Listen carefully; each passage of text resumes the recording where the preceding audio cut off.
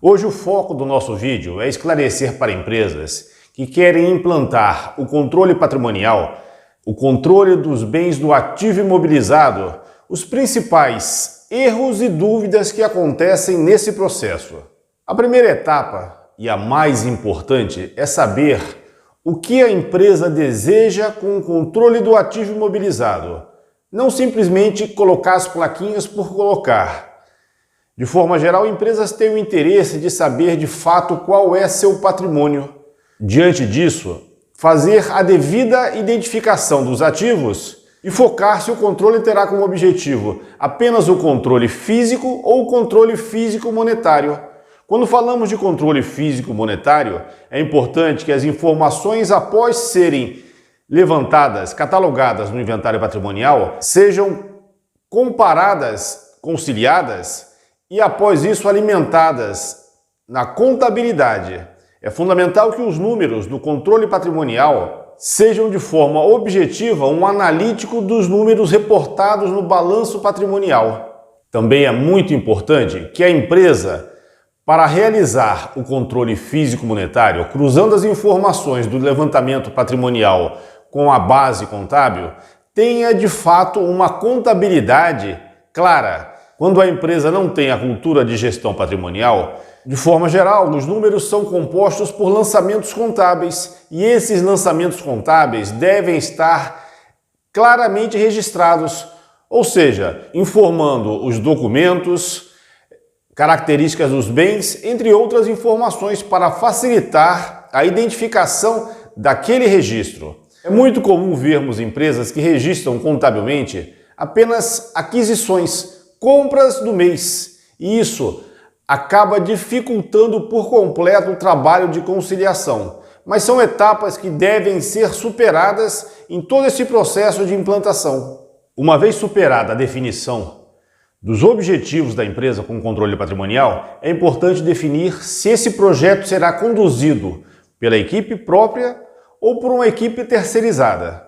Em grande parte das vezes, é muito comum a empresa buscar a economia no projeto e essa economia expõe ao risco a qualidade e a continuidade do projeto.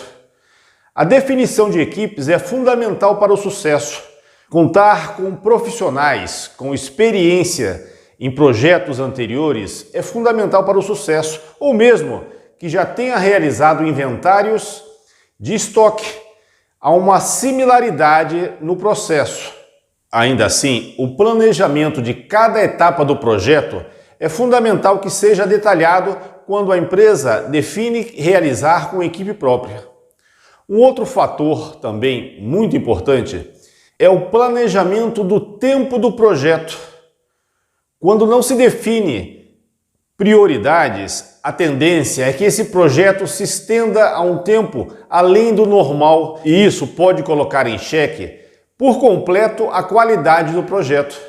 Quando o projeto é realizado sem uma definição de tempo, sem a definição de quando cada etapa vai estar realizada, é comum, quando o projeto é realizado com equipe própria, que os profissionais escalados para o projeto tenham que, em alguns momentos, retornar à sua base para realizar suas atividades. E essa interrupção, em algumas vezes, é muito extensa e isso pode comprometer o andamento do projeto. Isso porque pode ocorrer, além de outras coisas, a movimentação de ativos novos sendo colocados em locais já inventariados ou ativos já inventariados movimentados dentro da planta onde está sendo realizado o projeto. E isso é comprometedor, perde-se a curacidade. Um outro fator que também pode comprometer a qualidade com relação à equipe é muitas vezes a troca de profissionais, a troca de colaboradores no andamento do projeto. E isso perde-se a precisão, o conhecimento daquele ambiente, o conhecimento das áreas já inventariadas. E é normal áreas serem inventariadas 2 vezes ou mesmo deixarem de ser inventariadas. E isso joga para baixo a qualidade do projeto, comprometendo por completo toda a sua realização. É importante atentar-se a essa situação. Um outro ponto que parece ser simples é com relação às placas de identificação. De forma geral, as placas são comuns na realização de um projeto patrimonial. Entretanto, quando a empresa tem particularidades, especificações em seus ativos, seja no tipo do ativo ou seja no ambiente, deve-se atentar à questão das placas, a qualidade, a placa que será utilizada.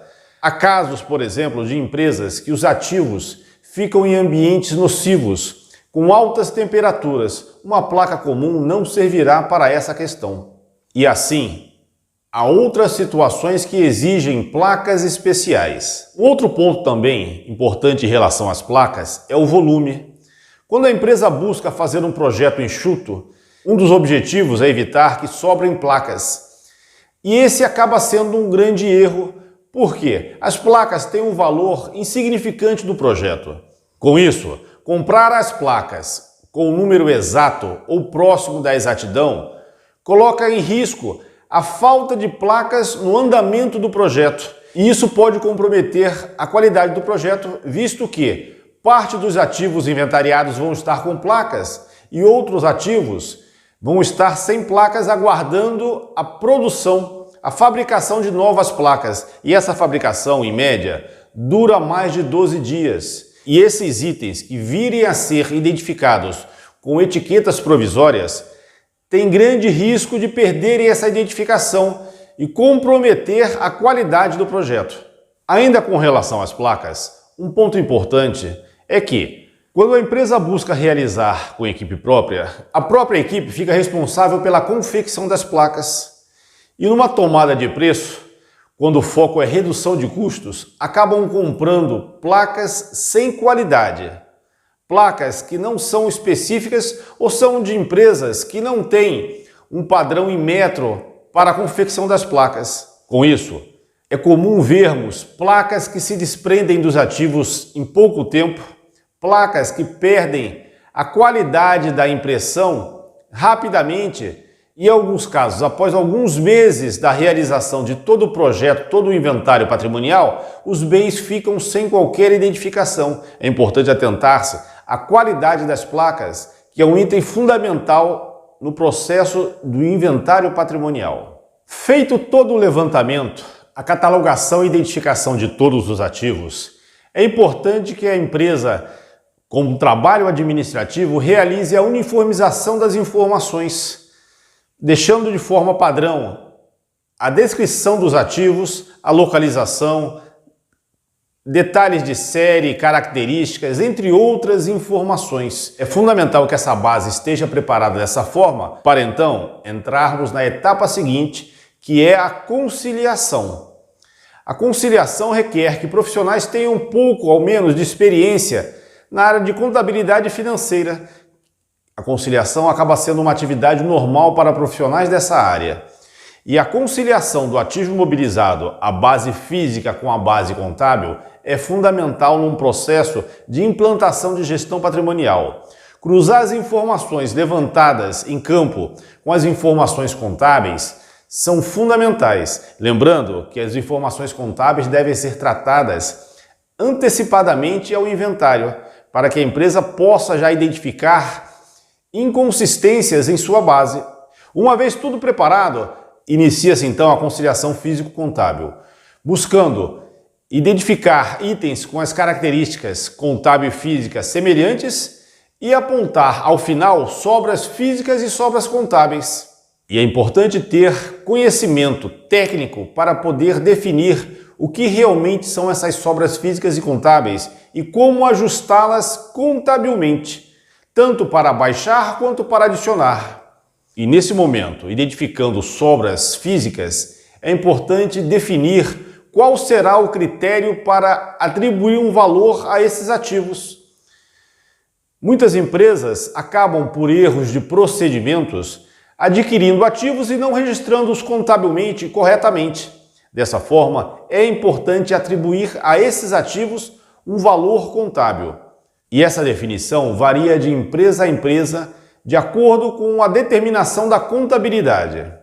É importante atentar-se a isso. Ainda com relação à conciliação, é fundamental que sejam esgotadas todas as alternativas visando o menor impacto possível nos ajustes físico-contábeis do inventário patrimonial. Uma vez realizado o planejamento, o inventário, a conciliação, a empresa entra numa etapa que é muito comum, a questão da avaliação patrimonial. De forma geral, empresas buscam realizar a avaliação do valor justo de mercado, avaliação da taxa de depreciação, do valor residual, a vida útil e também o impairment test.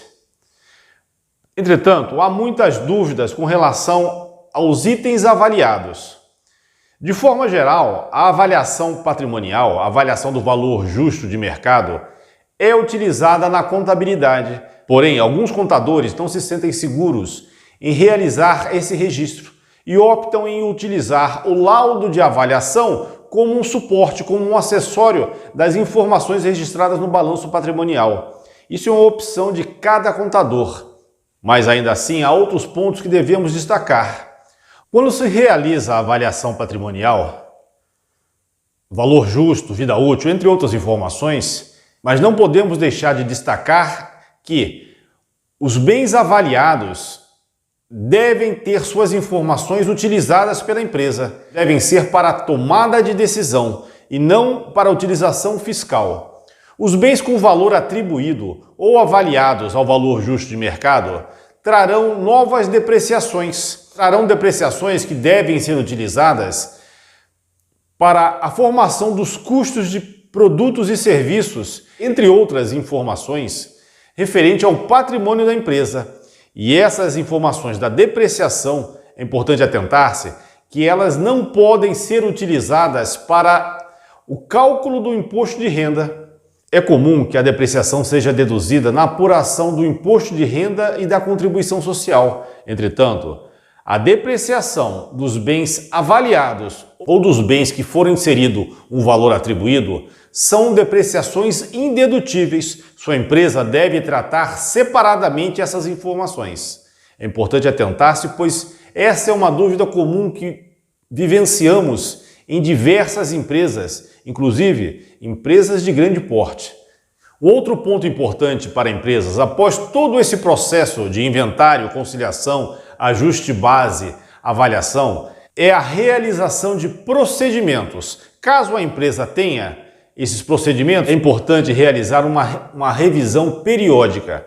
Caso a empresa não disponha de procedimentos, é importante redigir isso de forma técnica, visando focar a qualidade das informações inventariadas, a qualidade dos ativos e também procedimentos de movimentação dos bens. Isso é fundamental para a precisão e a continuidade na qualidade do inventário.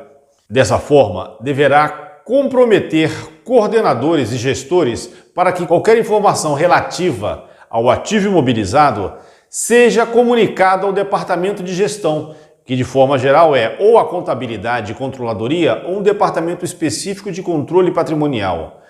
Qualquer entrada de ativo, qualquer transferência, venda, baixa ou outra movimentação deve ser informado, documentado ao controle de patrimônio para que o mesmo seja alimentado em sistemas de gestão. Ainda assim, é fundamental que a empresa coloque em prática inventários cíclicos, ou seja, inventários rotativos.